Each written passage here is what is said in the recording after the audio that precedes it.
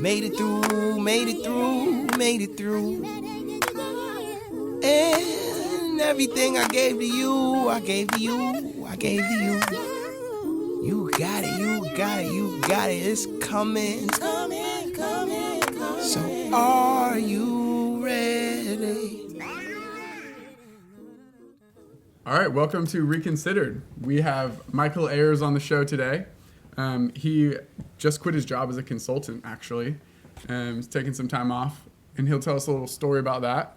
I got my co-host here, Riley Acree. Hello. And Michael, why don't you just say hey real quick? Hello, everybody. This is Michael. Oh, Michael sounds so good right now. All right. To talk more directly into this. So welcome to Reconsidered. Thanks, guys. Appreciate it. We're very excited to do this. We're excited to have this new audio equipment, to be honest. Mm-hmm. It sounds so smooth. It's like It's just crispy. It's we great. should record some smooth jazz on here. So the topic for today is the transition that individuals make as students in college to the real world. And Michael's going to talk a little bit about his personal journey and the lessons that he's learned and the advice that he wants to give you guys. Everybody kind of has to make the transition at some point in their life into the so-called real world. Yeah. Do you want to talk a little bit about what you did in the real world for the past 2 years? You were a consultant? Yeah, for sure. So like many Georgia native, I went to University of Georgia.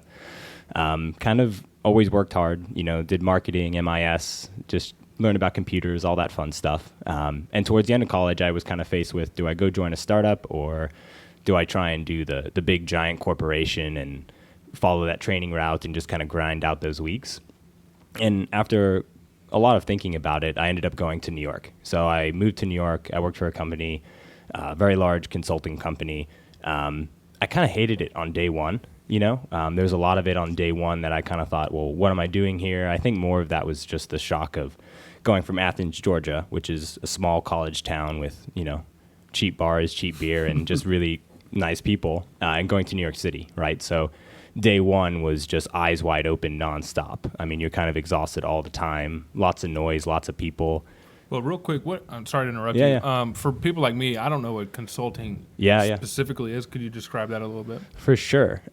So a lot of huge companies, accounting firms, consulting firms, they have like large recruiting divisions, and they'll go to these large state schools or Ivy League schools or just private schools, really any school, and they have this huge recruiting initiative. Come work for us, and there's a lot of pamphlets, a lot of informational meetings, and in college itself, there's a huge just drive from all the kids, right? That's like the easy, structured thing to follow. And for these kids, the kids that get those jobs have been grinding since they were 15, at least, right? Since the day they stepped into high school, they were taking every AP course, doing every extracurricular, and I thought I identified with those people, right? And it was a very easy, clear path. Literally someone saying, we'll pay you a lot of money, you'll get to live in a cool city, and follow along. And me and a bunch of people I were with, compared to the opportunities that were around us in Athens, Georgia, it was a clear picture we just hadn't seen before. So we went up to all the recruiting events, and I joined, and I was known as a technology consultant. So kind of within these large firms, they have a bunch of different divisions, like types of work that you're going to do. And the way they can pay you money or do other things is have you specialize. So I worked in a technology called Salesforce.com, which is just a giant technology company based on the West Coast, focused on something called CRM, so customer relationship management. And it's just a giant ecosystem. Can I talk a little bit about it? Because I actually am familiar with sales off through what I do. And a CRM is basically like a digital or electronic Rolodex. Yeah. So it keeps track of everybody in a company, all of their contacts, the people that they do business with. And so it's a place where not only can you keep information about their phone, their email, what company they work at, their job title, but also you can take notes about that individual and the interactions that you've had with them. And it's actually a lot of other tools get to integrate with Salesforce. Yeah. And so you can have analytics tools, you can have automation tools, other kinds of tracking tools. It's a really cool just kind of main hub for all of these other technologies that can kind of strap on and bolt on with it. Yeah. So Salesforce.com kind of started this movement where every other tool can have an API and integrate through coding, through computer stuff, right? What you're talking about technology, and work together with Salesforce. Yeah. And so it's actually helped businesses accelerate revenue like tremendously because of the scale that they can reach other businesses, at, right? This is more of a B2B, business to business I think I understand technology a little bit more tool. now. I think it makes a little bit more sense now.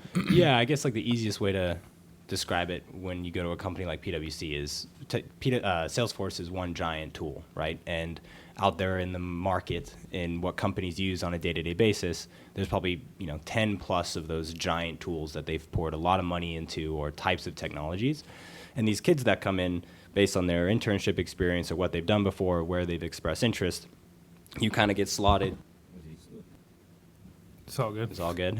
All good. You get slotted into one of those hats, right? You get sorted by the magic sorting hat, and they place you there. And I had worked a little bit with Salesforce before, done some marketing, and they kind of go through that exercise. And it's great because it helps align, your skill set with what you want to do. But the tricky part is 9 out of 10 kids end up where they don't want to work, right? Because the reality of, there's this obsession today, I think, with like, follow your passion, follow your dreams. I want every moment of every working day to be this like unbelievable explosion of happy euphoria on every single fulfilling thing I'm doing towards self-actualization, and the reality sets in when you leave school, when you don't see the reality of work, is that, well, hold on, you're going to be placed into where they have demand or where something is growing, and what's growing might be back-end ERP systems, right? Like inventory management systems, and you may not want to do that.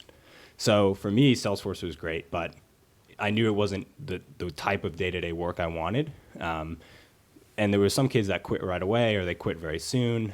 And you have to be cautious about that, because there's a lot of skills you get from joining a big company like this, and they pour money into people because they're not selling a widget, they're not selling an iPhone, they're selling people's time.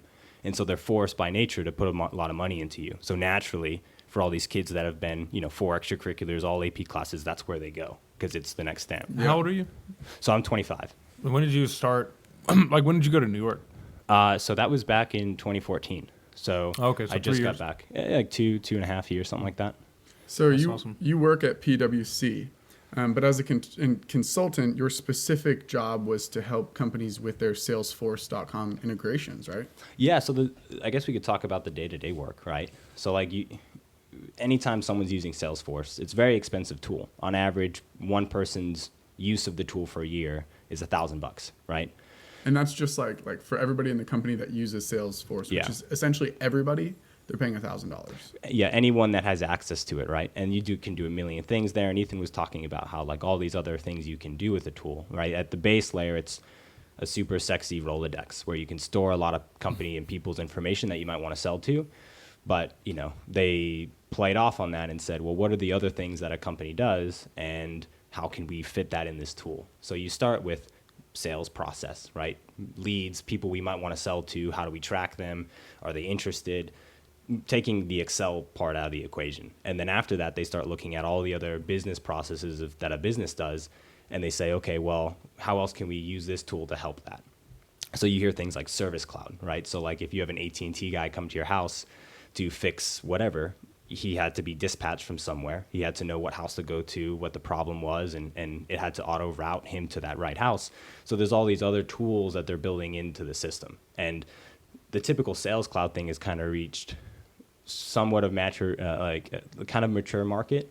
But there's a bunch of other cool stuff you can do with the system with marketing and whatnot. And so on a company would come to PwC, or they put out a request for a proposal, as we call it, and say, we need to have Salesforce deployed to like 2,000 people around the world. And they needed what's called a system implementer, someone that's going to actually go in there, configure the system, basically clicking the buttons and doing the settings, and then building any custom code to kind of get them what they want. Because it's kind of like buying like a really nice Ferrari, right? Out of the box, it can do a lot of stuff, but maybe you want leather seats, or maybe you want like super bright lights or exposed sound system. So is that what got you to New York? Is doing the system?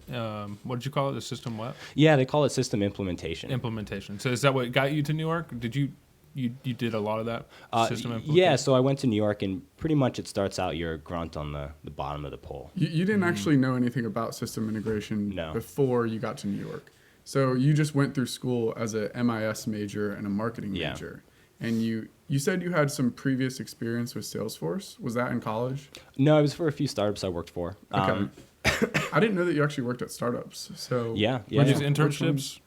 Yeah, so this exciting stuff, right? So it was a cool experience. So I worked at a few larger companies like Coca-Cola, Newell Rubbermaid, typical corporate giants in Atlanta, and then some startups out of the Atlanta Tech Village, where basically this guy, David Cumming, he built a tool that was later bought by Salesforce. He got a huge cash windfall. Yeah. Pardot, yep.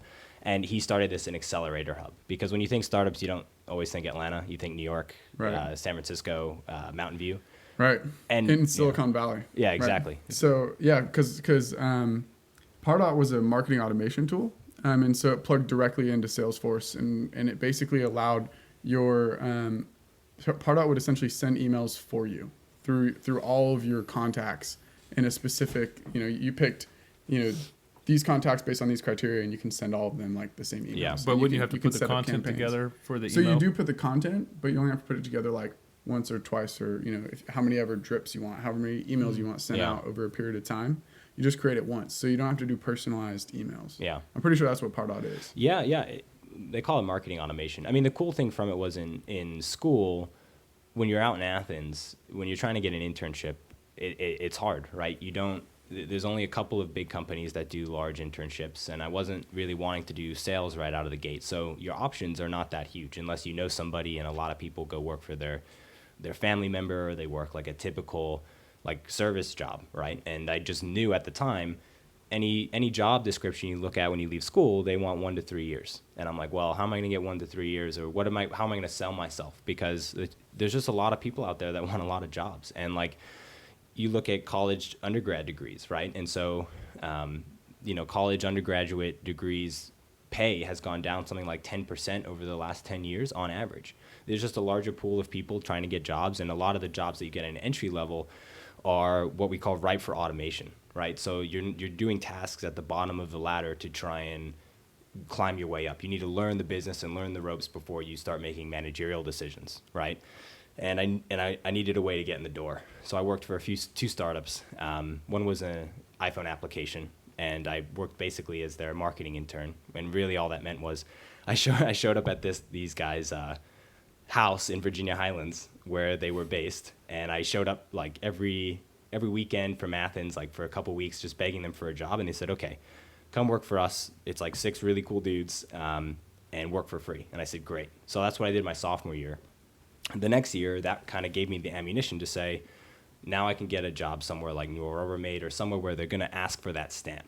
Because, large corporations, they're not taking chances on people, right? When you work for a small business or you do something else, you've got somebody that is vetting you, or they have some sort of trust in you, or, they're kind of like take you under your wing. But corporate America doesn't do that. They're looking for credentials on a resume, and they have an unbelievable plethora of people to choose from. Right, and it's up to you to figure out how to build your credentials, and it sounds like you do that pretty well. Well, and it's scary too, because I guess just from having previously worked before, I just knew what I wanted to do to a certain extent. Like, and I knew that the world had changed to a certain extent where I had to have this experience, and I just wanted to work and like achieve, right? It's the same, if you read Peter Thiel's 0 to 1 book, he talks about the MBA students, right? These kids that have been just pushed and driven to achieve since such a young age. It's just in their mentality. So what's the next thing? It's college, then MBA school, then a consulting gig, because it's a very structured way to achieve.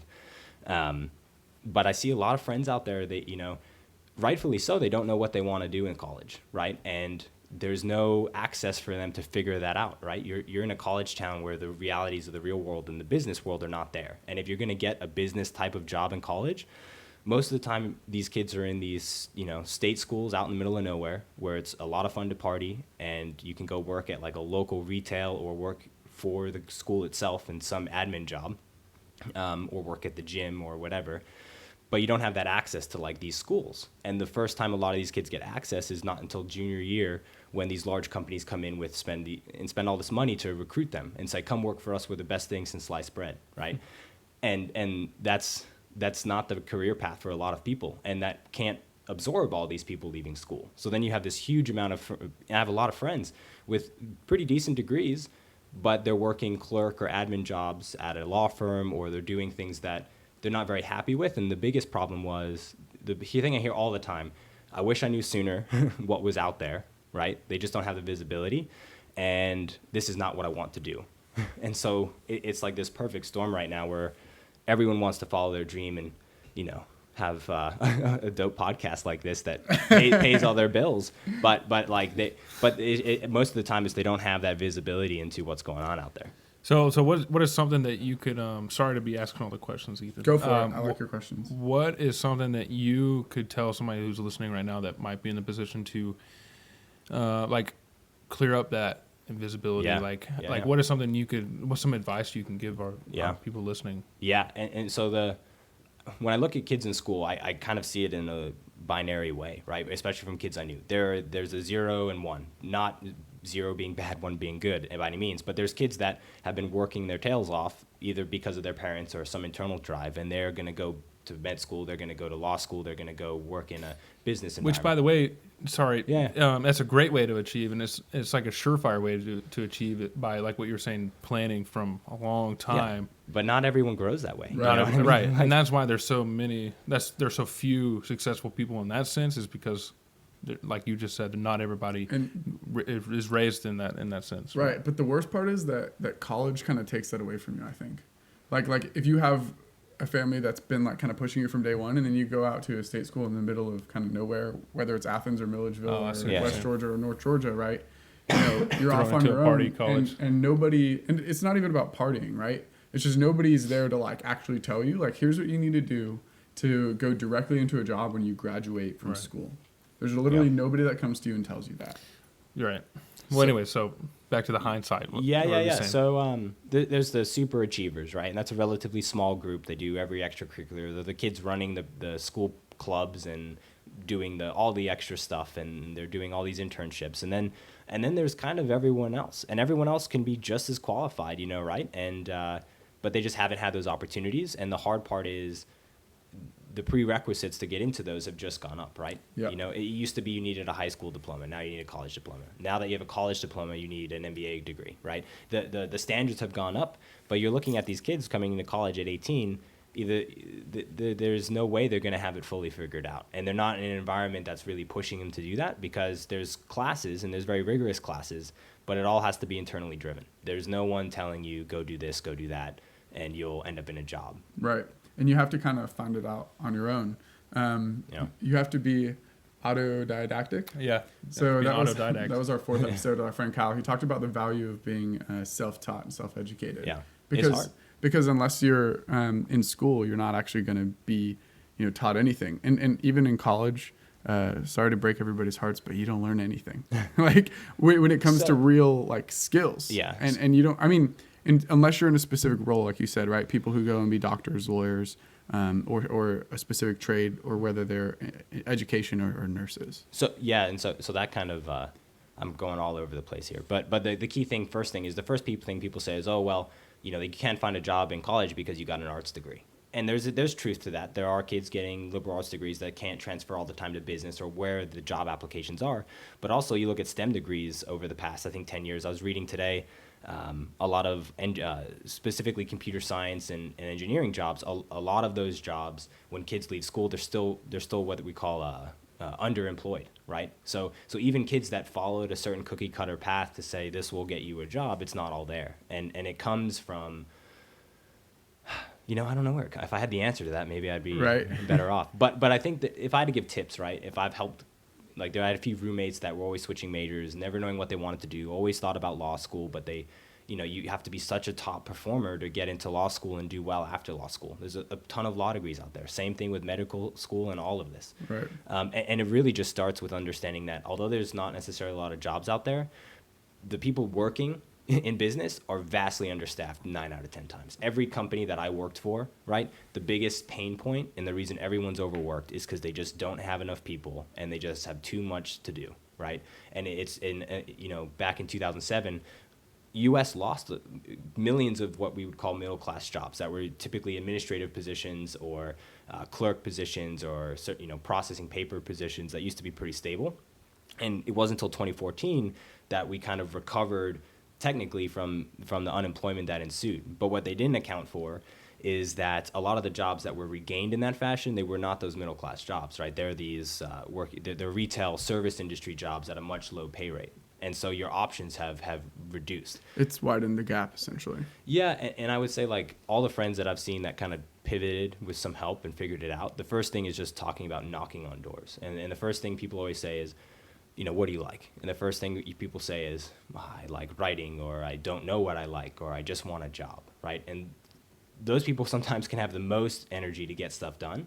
And what I did for my very first internship, when I had zero experience, I had been a produce clerk at basically a supermarket for a summer, and I wanted to go work at this startup. And I went to them, and it starts with finding a list of companies that online, from seriously Google searching for hours and hours on Saturday to say, where are the types of places I want to work? And I literally went to their, on their website, they had a little chat button that comes up. Typically, they're hoping for a company to say, hey, are you interested to buy this? And I said, no, I'm actually just looking to work here. And typically the guy on the other end, if it's a startup or a smaller company, there's a real person on the other end, and they're not going to turn down a coffee, or they're not going to turn down a hello. And when you go talk to them and they see who you are and you can represent yourself or show that energy, like that hustle mentality, they're more than willing to take you. Yeah, on. connecting with people like that is super important Yeah. in career role playing. It's networking, right? It's networking. Always be networking. Yeah. That's a good piece of advice, right? Because I've talked to a lot of people and asked them how they got their job. And Yeah. a lot of times they say, I know somebody Yeah. who worked at this company, and they told me about the opportunity, and I got an interview kind of through them. Well, right, because that's like, a lot of advice that you hear about finding a job is like, well, go talk to somebody who does that job. Yeah. See what they did, And the hard part, I guess, when Network. it started was it was unpaid. The first gig was unpaid, right? I was driving from the suburbs of Atlanta in my old car that's still parked outside. It's like 20 years old now or something. And it was unpaid. So like if you're going to, and that's the hardest part, right? Because that just furthers the barrier. So you have to find a way to either supplement that income. And one of the best ways I've seen is kids that find part-time gigs. They're doing email marketing, or they're doing something for some small company. They worked for them for a while, and they find some task that has to be done on some infrequent basis, email campaign, email analysis, filling out billing claims, anything like that. And they sign themselves up to where they can work remote and do that and get paid a little bit of money. And everything becomes a story that you can sell on your resume. So these people are essentially going out of their way to find these opportunities. Yeah, that's the biggest thing. So the biggest thing, hands down, is you have to be a self-starter, and not everyone is. Some people thrive in super structured environments where they give you a task and a checklist, you will just kill it, right? And that world has gone away, right? That no longer exists. But the work has not gone away. There's still an ample amount of work at these companies, and they're craving people, but they may not have the budget right away. But the benefit of being in college and being younger is you can fill that gap very quickly. And those are the experiences that larger companies crave, right? Entrepreneurship, self-starters, every keyword and buzzword out there for someone that wants to either be an entrepreneur or pretend to be one. They can get that experience, and larger companies are craving it because they're having a hard time keeping the young, talented kids too, right? So it's just about finding some of those minor, tiny, even if it's a project, right? Even if it's a project for a company for 2 months. There was in Athens, there was a couple companies that needed help on the side or helping writing business cases, and kids did that. And then they went on to go work at a large consulting firm like Deloitte, right? And they sold the change they made. But now you're the creator of your own story now, right? You can't just say, I worked at Coca-Cola for a summer.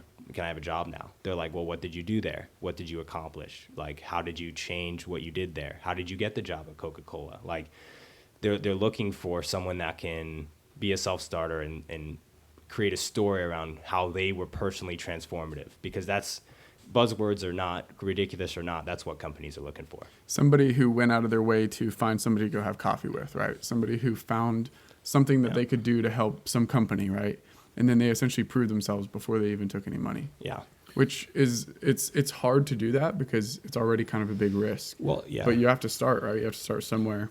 Well, being a self-starter and doing that like 1 to 3 year experience gain is like very similar to creating your own business in a sense, because Ethan was telling me the other day when you create your own business, you go through like a 3-year period of like, that startup, that 3-year startup. So I'll explain the 3-year process. Okay. So I am an entrepreneur, and the first year is a lot of building, right? Just kind of like testing things, trying them out, seeing what works, getting your idea perfect. And then the second year is doing more of it, trying more, kind of refining what you do. And it's a little bit of growth. And then in the third year, you start to automate everything. You actually build those set processes when you figure out what works and what doesn't, right? And then you just, you multiply and duplicate, and you want to build a scalable, repeatable model. Yeah. And that sounds like being a self-starter. That's what I was saying earlier. Like, you have to kind of go through those stages, you have to go through right? those stages, because that third stage of gaining that success would be that third year of gaining experience and getting into the role that you ultimately wanted to be in. Right, because you were in this role for 2.5 years, and now you're ready to move to a new company after this, right? You're not going to be unemployed for long. You're kind of enjoying it right now. Yeah, this is day 3. It's woke up, worked out. It's been nice. So do you have any like anything you're gonna do for the meantime? Any ideas or? Yeah. So before the first thing I was thinking of is if someone was listening to this and they would say like, was the advice actionable that Michael just gave? Right? Like, and if I had to summarize, what have I said? Right? They're like, okay, be a self-starter. Okay, cool. And then they're like, go email a bunch of companies in Atlanta. Okay, cool. But that's really what it is, right? It's just to a certain extent, you are a sales guy for yourself, or a saleswoman, whatever, and you've got to go sell yourself. And if you have no product to share for who you are, all you can say is you have a degree. You've got to find someone that'll take a chance. And there's those people are out there, but they're not at the giant companies with giant poster boards that say come work for us. Yeah, right. So the product that you're selling is your skills, right? So your skills is what you hone in on and develop. And like you were saying earlier, big companies are going to ask you what you've done and everything, and that's, with your internships and everything, and that's where you can really share your skills and sell yourself too, right? I would assume. And even if you don't have those work experiences, there's smaller stories too, right? Like the moment I knew when I had gotten my second internship was when I had told them sometime when we had a language app, right? And we needed some translations done. So we had a really, really dope British guy come in that could do posh, like every single British accent. And we had to record him. So we had a studio set up like this, but very, very small. And I like busted down there on a Sunday morning because the guy was like, I can only do this on Sunday morning. And just that act of doing that, I didn't think much of it. Wasn't getting paid for it, but the owner of the company was ecstatic, right? He's like, you brought it in. And that was a story I shared of just kind of you just picking up the phone when you usually might not, and that's what sold the next thing. And then it just snowballs, You just you have to be a little more relentless than used to, right? Right. I think it's important to grind for your first couple of years when you get out of school, and kind of prove that you can grind, right? And earn your way. Like I'm not trying to go to the beach next week, right? I'm trying to work and then go to the beach in like 20 years for as long as I want and have a really good time, or maybe even 10 years or 5 years. And there's a there's a mindset change that has to happen. Everybody wants to be, Mark Zuckerberg by 24, right? And very well, maybe you can and drive towards that, but it's not always the case. And there is a certain grind and trust you have to grow with people, right? That you just can't mimic, you can't get around it. I mean, there is a certain put your nose to the grindstone and get to work, Right. So do you think that that's a reality that people who are just college students, when they're getting ready to graduate and they throw that cap, they're not actually thinking about how the next 3 years of their life they're going to have to grind? I think I'm thinking of my group of friends, and it was kind of a varied group of friends. Some kids went to finance companies where they're already like making so much money and working such crazy hours. And there's other kids which are, I guess you could say, starving artists, right? They haven't really found what they want to do. And then there's everyone in between at like every kind of middle company. The biggest thing that I see when I talk to everyone, because I'm always asking, like, what is it you do at your job? Like, what is it you do for a living, man? Because nobody knows what everyone else is doing. And the biggest feeling I get from them is I still don't know, but I'm doing this because I have to, right? And that's kind of sobering, right? So there's huge amounts of kids out there that are kids, young adults that are working these jobs and they really don't want to, or they just don't think it fits with them. And part of it is, I think, over expectation on what a job is, right? Like what's in a job? A lot of times hard work. You're not going to love every moment. And the other part is you have to spend time to go figure that out. And a lot of these kids just don't have the work experience. Most of the time you find what you want to do based on doing a lot of things you hate. And I did plenty of that, right? Like when Ethan, I worked for construction for his dad for a couple summers. I hated that, man. Yeah, construction's not fun. No, and I said I don't want to do this, Just and kidding. doing community service, and which was great, but just sweating for 6 hours a day. Cool. So Yeah, that's not fun. Sweating for 6 hours a day after waking up at 5 in the morning and getting home at 7:30. And I was mad respect to the people that do that for a career, man. Mad respect. They get paid well. Yeah, and it's like, but part of it is you just got to go out and do. You just got to go and like do something. If you can't find a job, if you can't find the job, you have to find a job. It's better to have a job while you're looking for other jobs. Than It makes it easier And to find a job. For your Yeah. first one, like you may not like it, but every single job, no matter where it is, like if you were working in McDonald's or something, if you're young enough in college, there are stories there that you can sell to the next level. And the hard part is some kids just start at a higher level. Some kids go straight to super cool like consulting gigs. Some kids have to like grind it out doing some things. I mean, no one starts on the same playing field. It doesn't mean their capabilities are any better or worse, right? I love those success stories. So there's actually a guy who went to work for Salesforce. The VP of sales at Salesforce went into a Carl's Jr., which is like Hardee's, like out in California. And this dude was like flipping all the burgers, taking the orders, and like cleaning up everything like all at the same time, and like telling everybody else what to do. And the senior vice president just gave him his card and was like, "You need to call me." The dude actually called him up. He went and was a sales development rep at Salesforce, and now he's like an account executive. He's making like over $300,000 a year. And the key thing there is like there's all this thinking out there that like there's some tech elite that have such a huge skill set that you can't do, right? And that's not always the case, man. Like there are a fair number of very technical jobs that you have to have very serious amounts of degrees for and time spent on learning that. But even for me, I guess like one of my degrees was somewhat technical, but the work I was doing, other people could definitely have done the job, right? The job was more about the grit and the grind and working with people and dealing with extremely uncomfortable situations and timelines and managing projects than it was, I have to get this data model completely right. And I'm the only one in the universe that could structure this data model because of 4 years of school. That case is relatively rare, right? And I don't know, some people may not even start because they think that there's some insurmountable degree or technical knowledge in today's world that they need to even get started. Not the case in what I've seen.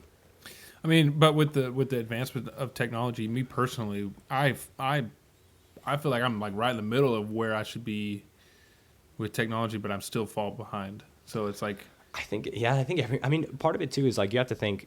So I just finished this really good book, and it's The Rise of Robots, which is kind of like apocalyptic, but it talks a lot about how the whole craze about how job automation is going to wipe out every job on the planet, right? And there is some truth to that, and there's a large number of people that could potentially be out of work, and there's a lot of anxiety about it. And so there's this general feeling from everyone I know, including myself, like, I've got to, if I'm not like a solutions architect or I'm not Mark Zuckerberg, like I'm just screwed for the rest of my life, and I'm just going to fall behind into some pit. And I think, like I've gotten anxious about that too. And I think if you're interested in technology and you don't have that degree, the first step is just understanding what's out there, right? So like for a company like Salesforce, they have training programs. A lot of these companies that are major tech entities that tons of kids would love to go work at, you don't necessarily need a technical degree to start learning about it, right? There's courses online. It's just learning more about the product and how the system works within this certain box than it is knowing a programming language. It certainly helps to know a programming language. I'm not saying you should go just learn this, but I meet a lot of kids that like go into sales and they're like, oh, well, I'm in conversations with the engineering team and I don't have a clue what's going on. Like, I'm screwed. And I'm like, no, hold on. Like, I felt like that when I started my job. I had some, information system background, data model, like learning about Java, like front end, the MVC, they call it, model view controller design system. I knew some basics there. But I would come in and I would just be like, oh my gosh, I don't know what these guys are building. Like, I'm so glad I'm not in charge. And then 2 years later, you're the guy in charge, and you're responsible for a giant budget. And then you're through constant work, you're learning as you go. So I think people take the word technical, and they make it this insurmountable, like, concrete wall that they're just never going to climb, and they don't know where to start. And everyone has a coding boot camp. When you have to be more specific than that. Like, what is it you want to know about technology? What is it you want to do, right? You can't just learn technology. It's funny. You keep talking about coding and how you use it, but it doesn't seem like coding is what make or breaks your job, right? That's not what really, like, makes the money for you. For you, or in your previous job as a consultant, it was actually being able to set up the solutions and knowing which tools you wanted to kind of attach to their Salesforce account, essentially. And so it was much more of a critical thinking aspect than it was even the technical role, even though you were in technology and you had to know coding and whatnot. Yeah, don't get me wrong. Like, I had a fair amount of technical learning from school, and then after school, like, over the course of a year after working, several courses I'd have to go to nonstop, excuse me, to keep pace. And there are a large number of software engineering jobs that need to be filled and can be filled, and that can be a great career choice for some people. But yeah, again, like, there's a whole lot of jobs that are in the periphery of technology, right? There's the guys who sell the technology. There's the guys who manage the account of the technology. There's the guys that market it. There's the guys that work in the back end. There's the managers. So my position was much more a liaison between tech and business, right? We'd have these business people that are like, we have this process. We do things this way. Make it happen in Salesforce. And then, so I was that middle piece to say, okay, well, kind of the translator, say, I see what you want to do there. And to know enough about the technology to know what can be built in what time so you can scope it out. So I wouldn't necessarily be building it in hand, that technical aspect, but you'd have to have at least 40%, 50% knowledge on the exact specifics so that you could have a development team go work on it and not push them too hard, not to expect the moon, right? Like, sometimes creating a button on a page that does something can take 2 weeks, and I think the biggest debt that you see with kids that are learning technology or people in business, and the biggest, like, tech debt, I guess you could call it, out there in the market is people just think they've seen how one website works and they know how all websites work, or they've seen how one technology was built by some consulting group before and they think they know that in the future, right? So the first step, if you don't even want to code, I mean, a huge leg up is already just understanding, like, for this technology, Salesforce, whatever you name it, or whatever the main technology in your current job they're using, if it's in some inventory management, if you work at a grocery store, if it's Excel, learn about that technology to the extent of, like, what can you and can you not do, and how long does that typically take to do different types of things. That already puts you way up. To make the type of integration or the type of solution. Whatever customization. Right, so you have, because you don't actually always build it. You have a development team that will build the solution, the technical solution. Yeah. So you have them do that, and then you just make sure that it actually runs properly. But do you have to train these individuals on the tool that you made for them afterwards, or do they just kind of get it naturally? So that's funny you said. So ideally, everyone can just log in and know. It's so intuitive and so well designed that they're just gonna just know exactly by looking at it. Are you? Is this sarcasm? It's a little bit of sarcasm. That's how it's supposed to be. Typically, there is a lot of training. So do you have to do the training? Yeah, so I did a lot of training. So we'd follow what's called a project lifecycle, like everything from understanding what they want to building it to testing it to giving it to the person who's actually going to use it and training them. So typically our projects would be anywhere from 6 months to a year and a half. Wow, those are huge projects. I mean, that's a lot. And how many projects would you work on at a time? Typically one. I mean, it's Okay. So the one thing I would say, if you're interested in consulting or tech work, IT consulting and IT implementation can be a great way to get started. But at the same time, it's a brutal business, right? Because typically the people that are building it are some offshore group you have in India or China. So, the average day was 7:30 to 11 every day, and that gets brutal over 3 years, right? And so that's where people say you don't go to something because it sounds flashy or someone on the news told you that robots are taking everyone's jobs and you need to get a tech job. You gotta a lot of people have to take it to the next fundamental level to say, like, who am I? What do I want to do on this earth? And like, what are the small steps to take? You have to get fundamental, and people don't do that in college. I love that, right? You got to find your purpose, and you got to talk about it in school too, right? Yeah. And figure that out, and then kind of reverse engineer whatever you want to do, kind of reverse engineer the process or the steps you have to take to actually get there. Yeah. Which is a pretty, that in itself is almost a skill, right? To be able to do that or to show somebody else how to do that. Yeah. Because, some people can say, I want to be a lawyer, but maybe they don't know that you have to take the LSAT, right? Do you think it's more of a skill or more of an instinct? Because that kind of skill is something that would be developed like an instinct, right? So I it's think something that would come along without any prior, person teaching you. a skill can be developed, right? Right. And some people have a natural instinct with certain skills already, right? Somebody can like pick up a dart and literally like hit the bullseye. Like there's got to be somebody I that's would amazing. say- like But that's that, instinct. right. I would like. Well, I don't know if it's a skill. it's a It's a skill though. It's a skill, yes, but it's an instinct developed skill. Does that make sense? It starts as an instinct. It starts Yeah.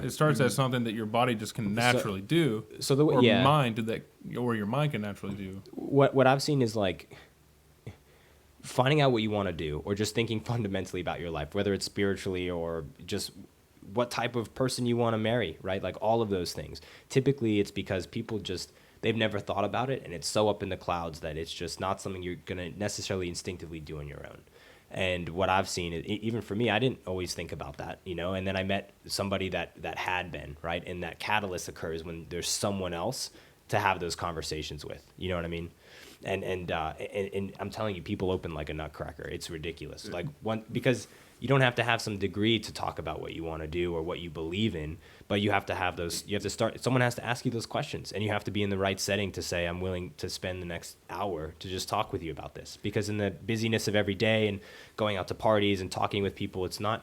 You don't walk into a house party and someone says like, what do you think about life, man? And it's, Sometimes. That's me. I do that. maybe so, but like I know what your point is. I Yeah. see your point. It brings back to the networking, like knowing the right people, that kind of Right. Or just meeting the right people. Meeting right Yeah. Right. Kind of getting out of your way Or to in the meet right the right situation. people. Mm-hmm. And Mentoring. and in the right Yeah. situation, right? So get coffee with them or something.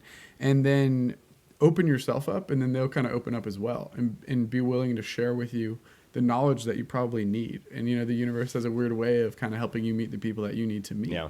Right. And learning the things that you need to learn.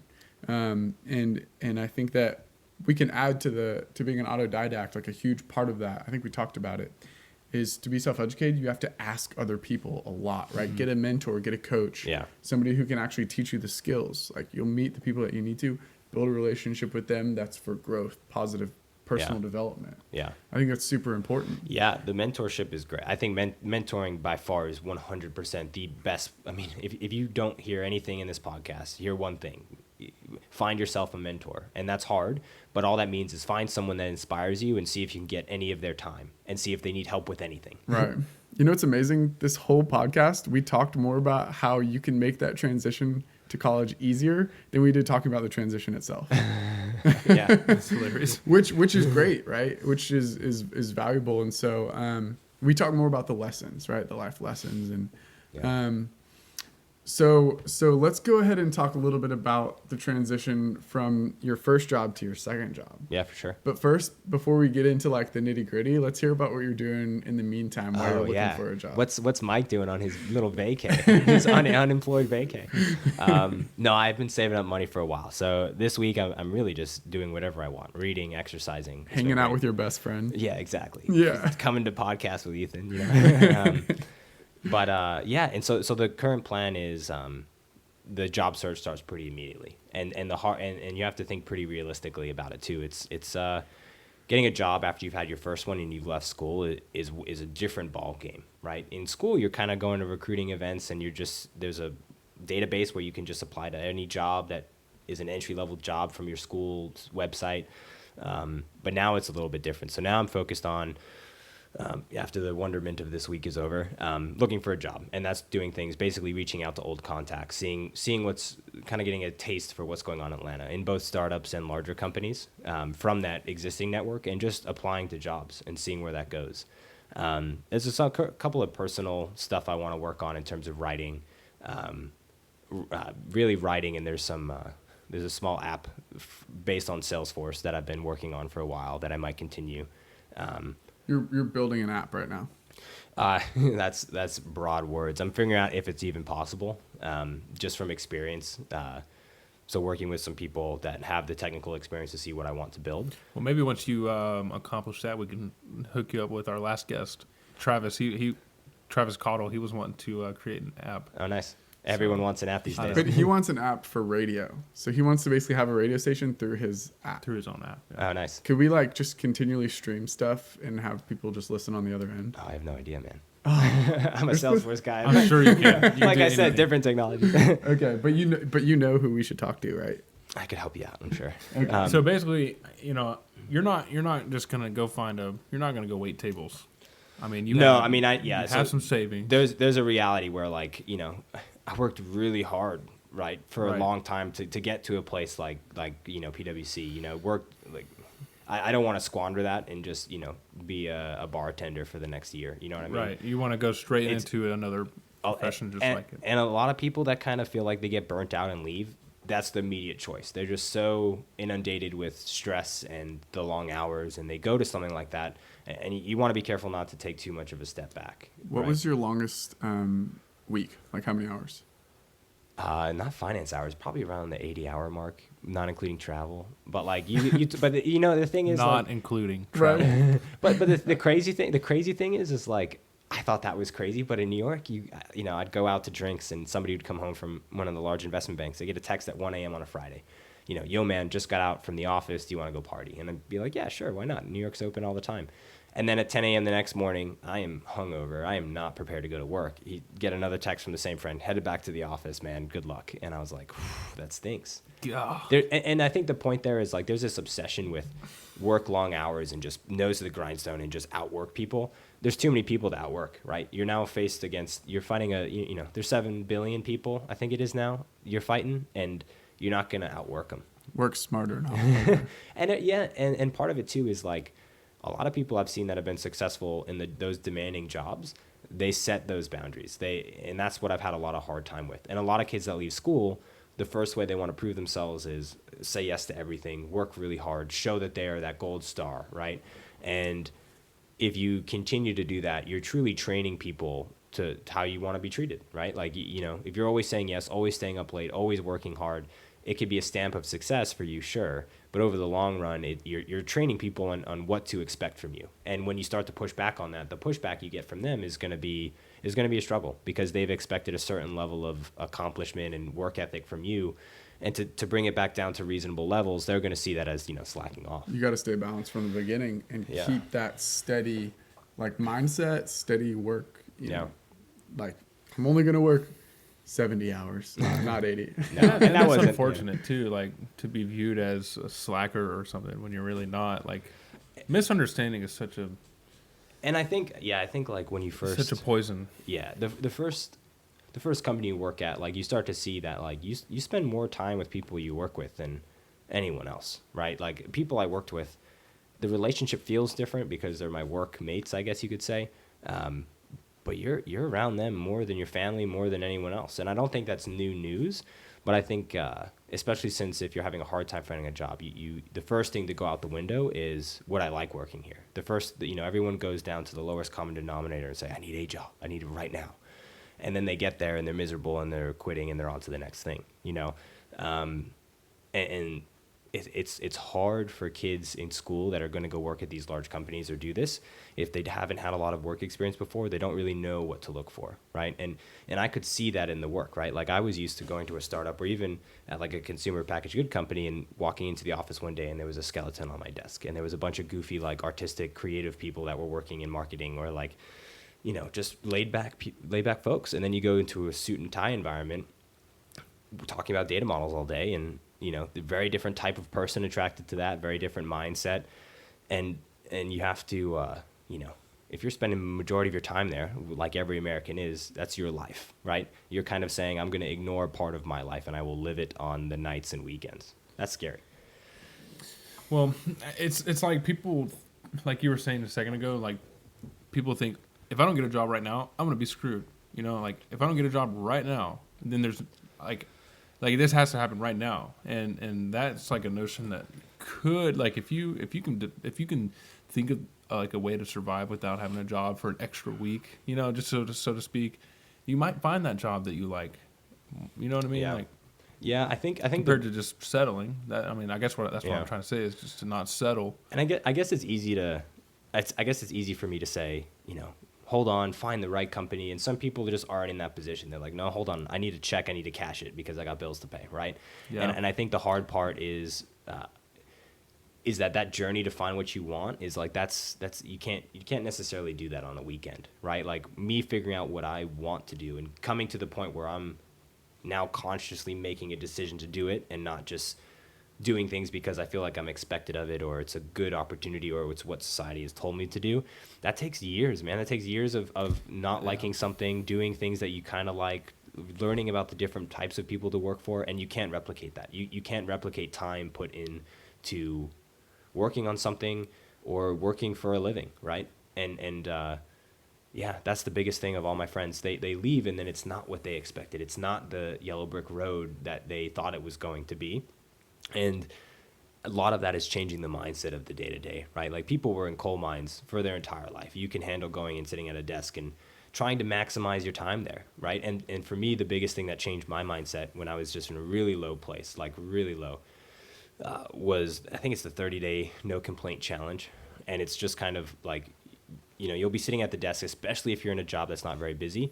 You can just go in spirals, death spirals of I hate this, I hate this, I hate this. This is not what I want. I hate this person, and you start to resent everyone there, and you're worse off when you come home than you could have been. Right? There's always something to work on. There's always a sense of gratitude you can have, and so I started trying that. And it sounds so silly, but trying to have a little bit more of that gratitude, or thinking, okay, like, hold on, I'm saying I hate this, but that doesn't sound silly at all. You know what I'm saying? Like, yeah.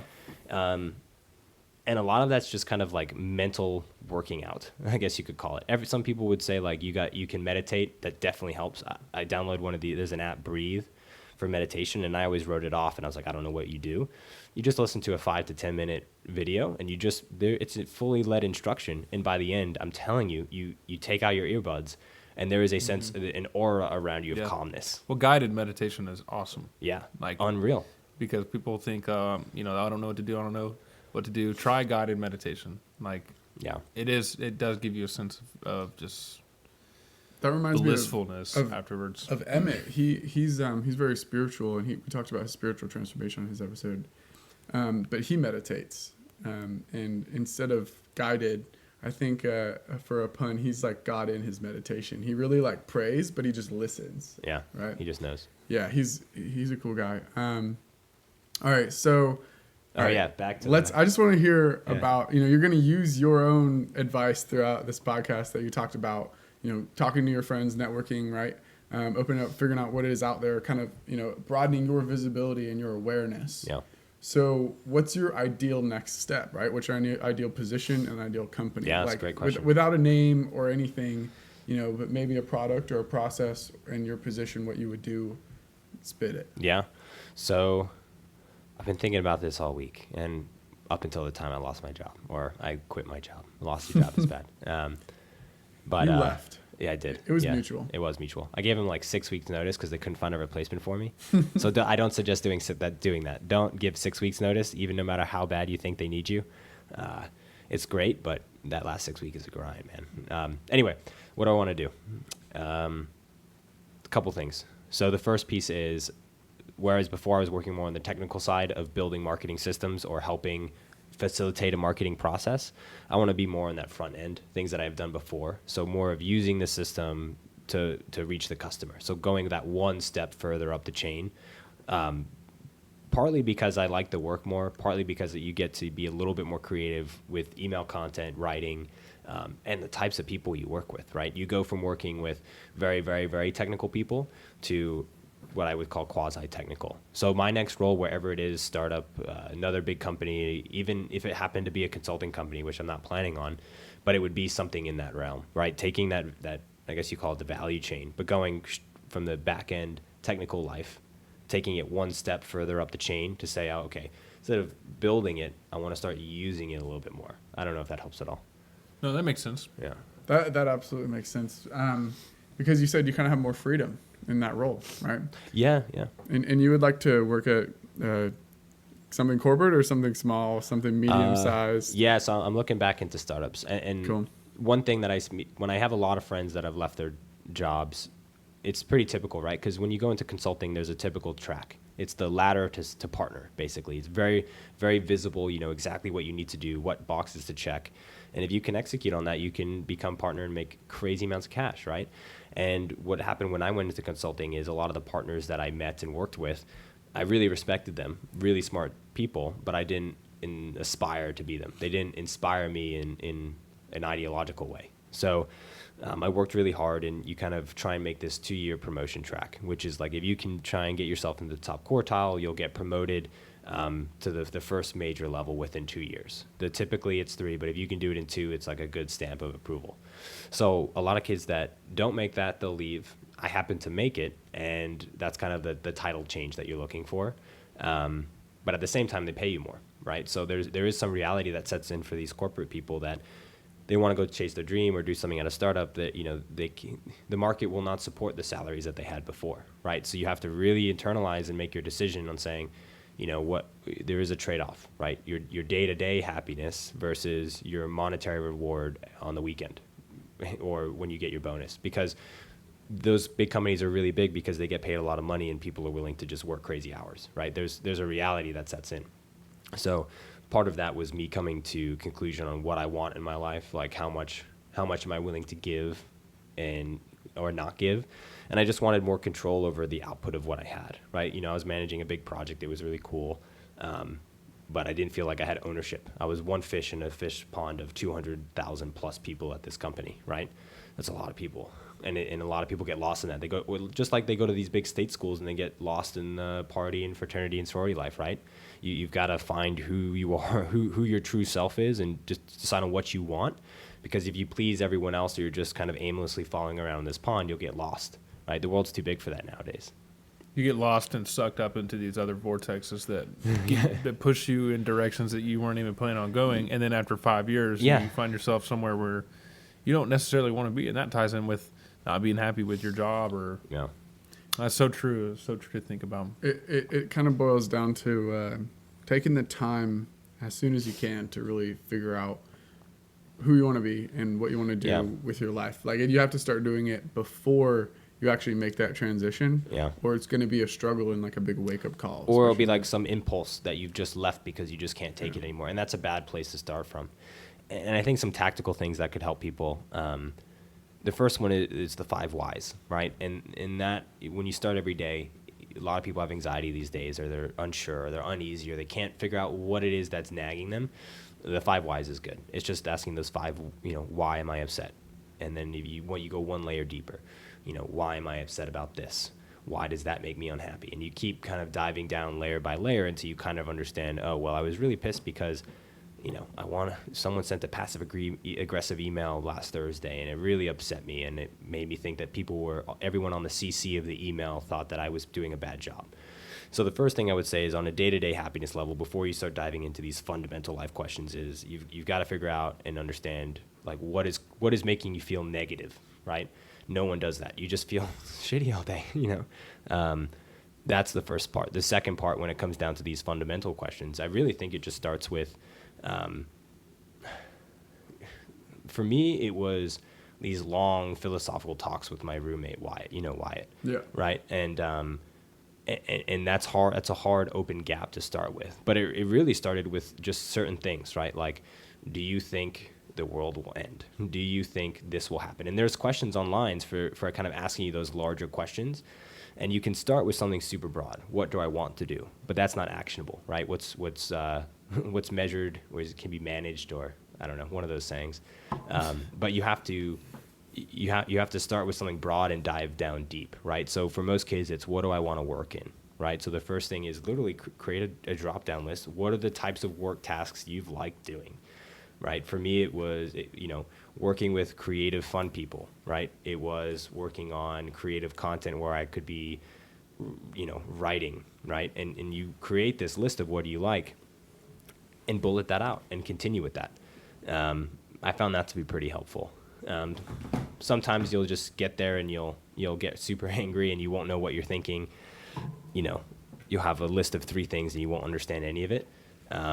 But you've got to start probing those questions, priming yourself to start thinking about this. Because eventually one day in a conversation with a friend, you will have a bit of a breakthrough where you kind of fundamentally change your thinking. And that's helpful. I like that you talked about speaking with Wyatt, and like you've known Wyatt since like 5th grade, if not earlier than that, right? And not everybody has that opportunity, but to kind of spend time with somebody they've known their entire life.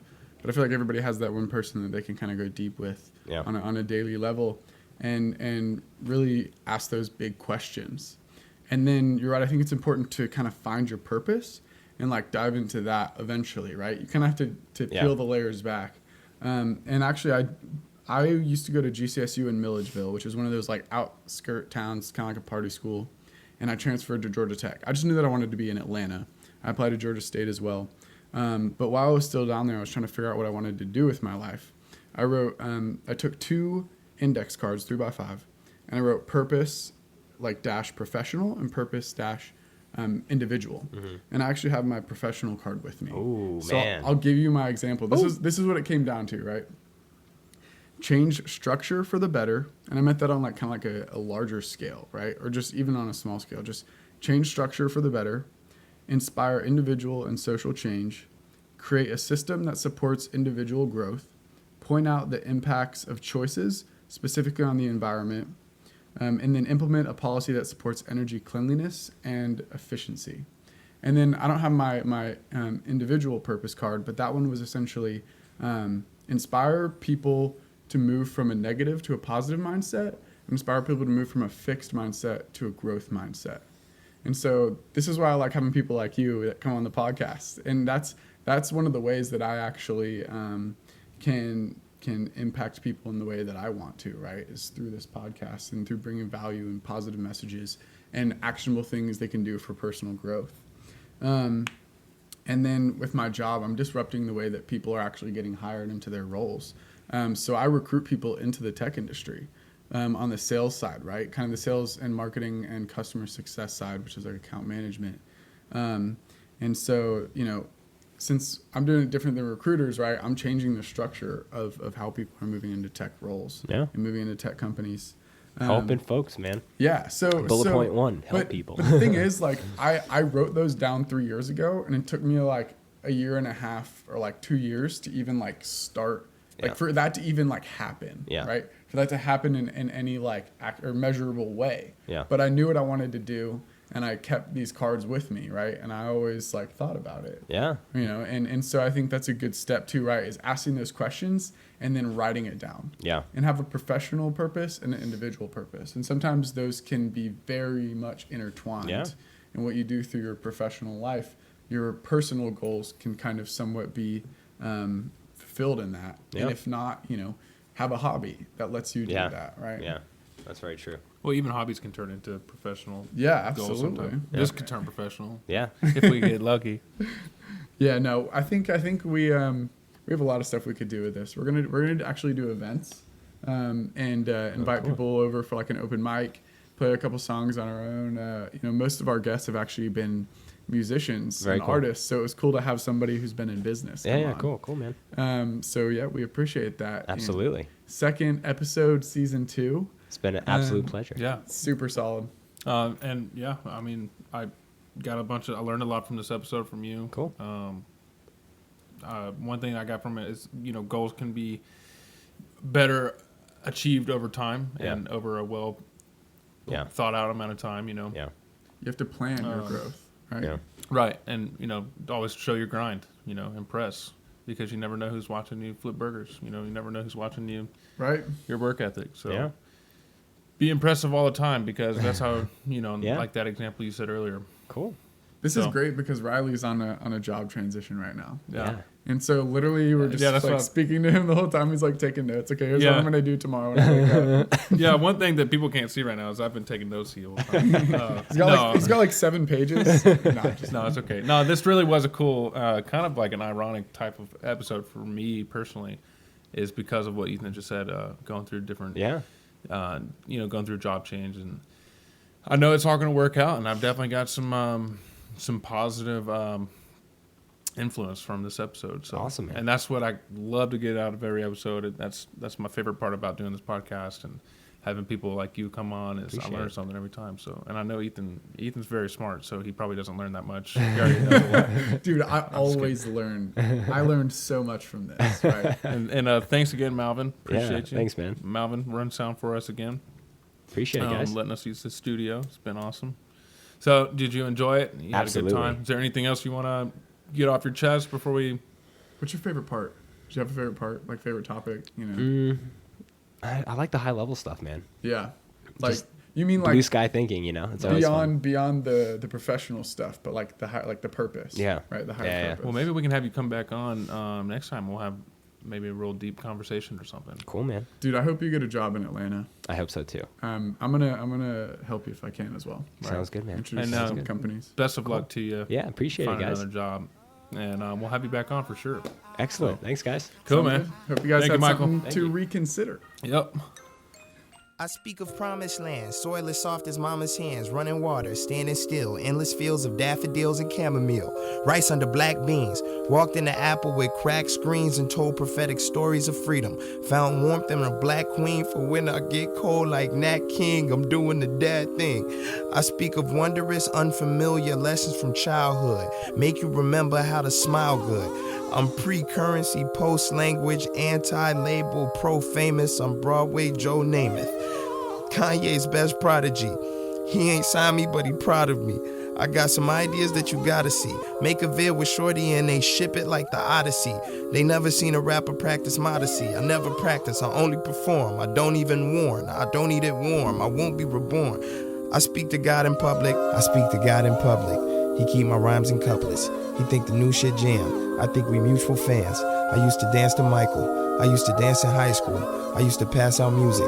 I still pass out music. The people's chant must be everything the people can't be. I'm getting artsy-fartsy, house full of some Hebrew Brantleys. You must have missed the come up. I must be all I can be. Call me Mr. Mufasa. I had to master stampedes. I made it through, made it through, made it through. And everything I gave to you, I gave to you, I gave to you.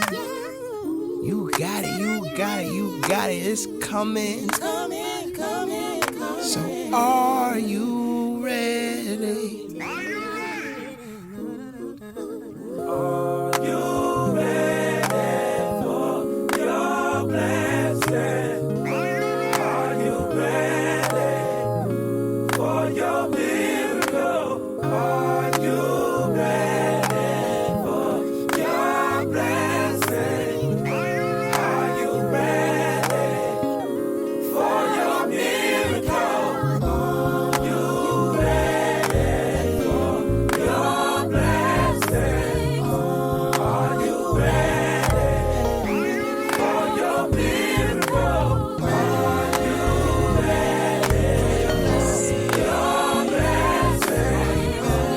you ready for your miracle? Are you ready for your blessing? Are you ready for your miracle? Are you ready for your blessing? Are you ready for your miracle? Are you ready for your blessing? Are you ready for your miracle?